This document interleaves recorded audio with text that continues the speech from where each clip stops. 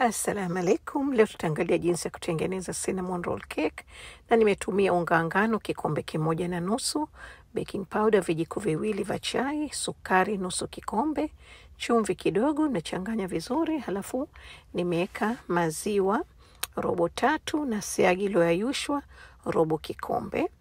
Halafu nimeweka na vanila kidogo na yai moja. Alafu tachanganya vizuri. Hii keki iko simple kabisa. Kama unatamani cinnamon roll lakini huna muda wa kuumua unga, basi keki hii ni nzuri sana. Baada ya kuchanganya vizuri, hapo nimeweka kwenye chombo changu cha kuokea. Nimetumia 8x8, unaweza kutumia bati. Mimi nimetumia hiyo ya gilasi, na moto wangu tayari wa 350 Fahrenheit, yani 180 Celsius.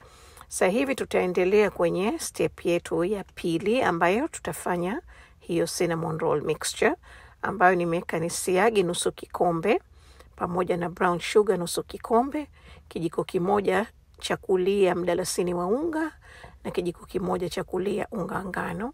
Hakikisha kama siagi ni laini. Baada ya kuipiga hapo, nimeweka hapo kwenye ule mchanganyiko wetu wa keki. Utaweka vizuri, alafu unaifanya maduara hivi kuipa ule muonekaniko kama wa cinnamon roll. Kwa chombo nilichotumia mimi nikipika cinnamon roll, hapo huwa napata kiasi 6. Kwa hivyo nimefanya maduara yangu kiasi 6 hivi zionekane kama cinnamon roll 6. Okay, basi baada hapo nimeweka kwenye oven na nimeoka kiasi dakika 40. Unaweza kuchukua dakika 35 mpaka 40. Baada ya dakika 40 nimeiacha kabisa imepoa. Sasa hivi tunatengeneza glaze, ambayo sio lazima, na unaweza kutumia cream cheese kama utapenda, lakini mimi sikutumia. Nimetumia sukari ya unga, hiyo icing sugar kiasi kikombe kimoja, na maziwa kiasi vijiko 2 vya kulia. Unaweza kupunguza kuzidisha kutokana na uzito utakaopenda mwenyewe. Nimeweka na vanila kidogo na ndieka na chumvi pia kidogo.